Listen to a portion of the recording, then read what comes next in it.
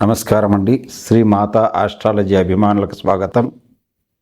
మనము ఈరోజు మకర లగ్నం జాతకుల యొక్క కొన్ని ముఖ్యమైన రహస్య విషయాలను గురించి తెలుసుకుందాం. ఇది చాలా ఆసక్తికరంగా ఉంటాయి. మీరు లాస్ట్ వరకు వినండి. ఈ లగ్నంలో జన్మించిన వారు ప్రధానంగా పరిశోధనా శాఖల్లో పలు రకాల విజ్ఞాన విషయాలను పరిశోధించి అందులో ప్రాముఖ్యతను కనుగొని అందులో నిష్ణాతులయ్యే అవకాశాలు ఎక్కువగా ఉంటాయి. అలాగే అనేక సమస్యలకు పరిష్కారాలు కూడా సూచించగలరు. లేదా ప్రపంచ ప్రఖ్యాతిగాంచిన జ్యోతిష్యులు కూడా కావచ్చు, జ్యోతిష్య పరిశోధకులు కూడా కావచ్చు, లేదా విజ్ఞానిగా కానీ పేరు ప్రఖ్యాతులు అనేవి తెచ్చుకోవచ్చు. అలాంటి గ్రహస్థితి ఉంటుంది మకర లగ్నం వారికి. వీరు ఒక మతానికో లేదా మఠానికో లేక ఆధ్యాత్మిక స్థితికో వీటి పట్ల చక్కని నియమాలు అనుసరించి ఎందరికో వీళ్ళు సూత్రధారులుగా ఉంటారు, ఆదర్శప్రాయులుగా ఉంటారు, ఉత్తమ పురుషులుగా చెప్పచ్చు వీరిని. లేదా ఆడవారి జాతకం అయితే ఉత్తర శ్రీమూర్తులు అని చెప్పచ్చు. సాధారణంగా ఈ లగ్నంలో పుట్టిన వారికి మత ప్రచారకులు, శాస్త్రవేత్తలు, తత్వజ్ఞానులుగా అయ్యే అవకాశాలు ఎక్కువ. ఇది చరరాశి అవుతుంది కదా మకరం అంటే. ఈ మకర లగ్న జాతకులకు శుక్రుని ద్వారా ఆపదలు, ఆటంకాలు, అవమానాలు అనేటివి ఉంటాయి. దీనికంతా కారకుడు శుక్రుడే. అందుకే ఈ లగ్నానికి శని శుక్రునితో కలిసి ఉన్న, శుక్రుడు లగ్నంలో ఉన్న, నక్షత్రపరంగా శుక్రునికి శనికి పరివర్తన జరిగిన, లేదా శుక్రుని దృష్టి లగ్నంపై ఉన్నా లేదా శనిపైన ఉన్నా అట్టి బాధక స్థానాధిపతి శుక్రుడు దృష్టి కలయిక వలన ఈ లగ్నంలో జన్మించిన వారు శాస్త్రవేత్తలుగా కానీ శాస్త్ర విజ్ఞాన పరిశోధకులుగా కానీ కాలేరు. ఇంకా వేరే విధంగా చెప్పాలంటే మకర లగ్నానికి చెందిన శుక్రుడు వారి వారి సంతానం ద్వారా చక్కని సహకారము పొందుతారని చెప్పచ్చు. ఎందుకంటే పంచమాధిపతి కాబట్టి. జాతకుని యొక్క సంతానానికి ఈ శుక్రుడు బాగా ఉపయోగపడతాడు, జాతకునికి తక్కువగా ఉపయోగపడతాడు. ఈ మకర లగ్నానికి మనం ఈ చార్ట్లో చెప్పినట్లుగా చంద్రుడు శుక్ర నక్షత్రాలైన భరణి, పుబ్బ, పూర్వాషాఢ నక్షత్రాల్లో ఉంటే జాతకునికి మంచి భార్య, జీవిత భాగస్వామిగా ఉంటుంది. కానీ భర్తకు అనుకూలంగా ఏ ఒక్క ధర్మసూత్రంను సక్రమంగా నిర్వర్తించలేకపోవచ్చు. కాబట్టి దీనివల్ల జాతకులు కొంత బాధను అనుభవించవచ్చు.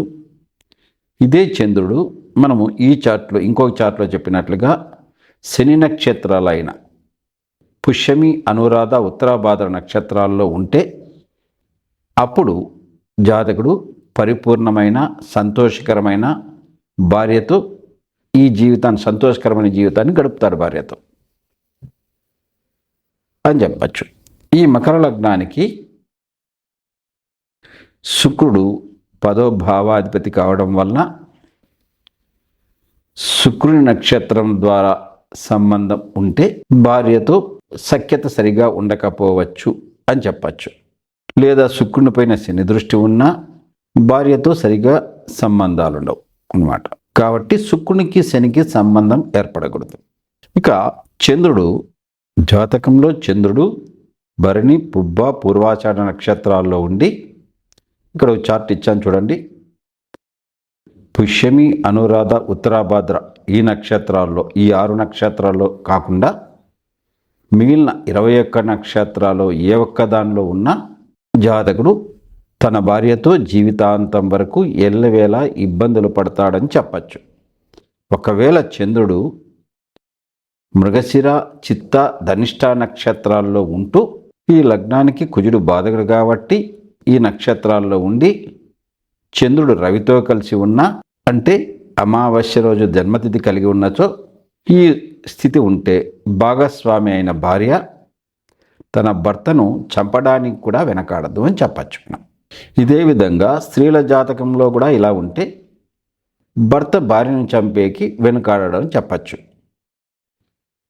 అంటే వీరిద్దరికీ విరుద్ధంగా ఉండి క్రూయాలిటీ అనేది వస్తుంది.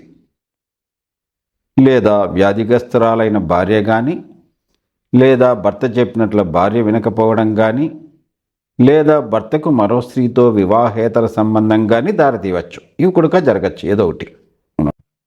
మనము అంటే శుక్ర శని నక్షత్రం, ఈ 6 నక్షత్రాల్లో అంటే ఈ నక్షత్రంలో ఏ గ్రహం ఉన్నా అనుకూలమైన లాభాలు ఇవ్వదు అని తెలుసు. కాబట్టి ఏ గ్రహమైనా అక్కడ ఉంటే ఆ దశల్లో కొంత జీవితంలో కొంత, అయితే వివాహ జీవితంలో అయితే కొంత అనుకూలం ఉంటుంది, మిగతా విషయాల్లో కొంత ఇబ్బందులు ఉంటాయి. తర్వాత ఇంకో చార్ట్ ఇచ్చా చూడండి, అది చూడండి. శని భరణి పుబ్బ పూర్వాషాఢ నక్షత్రాల్లో ఉండి రవితో ఏదో విధంగా సంబంధం ఉంటే, రవితో అలా ఉంటే మాత్రము, రవితో సంబంధం ఉంటే గనక జీవితాంతము ఇబ్బందులు పడతాడని చెప్పచ్చు. రవితో సంబంధం లేకపోతే జీవితాంతం చాలా సుఖంగా ఉన్నత స్థితిని పొందుతారు అని చెప్పచ్చు. ఇది ఒక గ్రహ కలయిక. ఈ లగ్నంలో జన్మించిన వారికి తల్లిదండ్రులకు విధేయులుగా ఉండరు, సోదరులతో కూడా సత్సంబంధాలు ఉండకపోవచ్చు, చాలా అరుదుగా స్నేహితులతో కలిసి సన్నిహితంగా ఉండడం చూడొచ్చు. ఒకవేళ కుజుడు కృత్తిక ఉత్తరాషాఢ నక్షత్రాల్లో ఉండి ఆ దశ నడుస్తున్నప్పుడు ఈ లగ్నంలో జన్మించిన వారు వారి సోదరులు ఒకరినొకరు చంపుకునే అవకాశాలు కూడా ఉన్నాయి కదా. కాబట్టి వీళ్ళకు క్రూరమైన స్వభావం ఏర్పడుతుంది ఆ దశల్లో. అందువలన అలా జరిగే అవకాశాలు ఉంటాయి. వాటి మీద శుభగ్రహ దృష్టి ఉంటే అలా జరగదు. జాతకుడు కూడా తల్లిదండ్రులతో అనుకువగా ఉండదు. వారి వృద్ధాప్యంలో తల్లిదండ్రులకు ఏ విధంగా సహాయపడలేరు. ఇక్కడ ఒక చార్ట్ ఇచ్చాను చూడండి. లగ్నాధిపతి అయిన శని కృత్తిక ఉత్తరాషాఢ నక్షత్రాల్లో ఉండి ఈ శనిని కుజుడు 4, 8 దృష్టులతో చూస్తూ ఉన్న అవమానములతో జీవితం ప్రారంభమవుతుంది. చిన్న వయసులోనే దోపిడీలు, దొంగతనాలు, క్రూర కార్యక్రమాలు, తప్పుడు పనులు, చట్ట వ్యతిరేకమైన పనులు, ఫోర్జరీలు చేయడం కూడా నేర్చుకుంటారు. ప్రభుత్వం ద్వారా అనేకమైన శిక్షలకు గురవుతారని చెప్పచ్చు.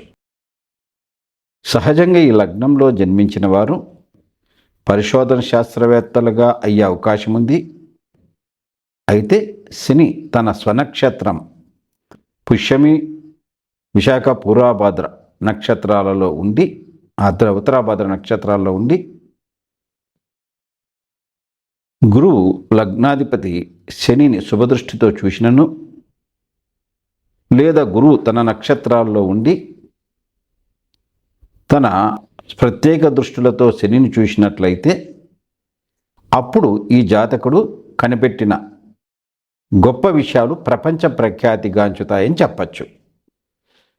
గొప్ప శాస్త్రవేత్తలు కూడా అయ్యే అవకాశాలు ఉన్నాయి.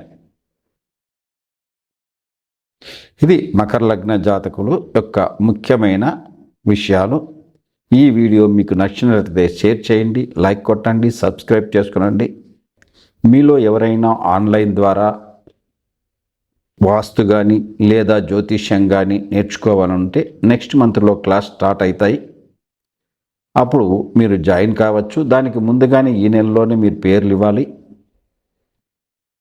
ఈ జ్యోతిష్యం నేర్చుకునే కానీ, లేదా మీ జాతక పరిశీలన కోసం కానీ, లేదా వాటికి సంబంధించిన బుక్స్ కోసం కానీ మమ్మల్ని సంప్రదించవచ్చు.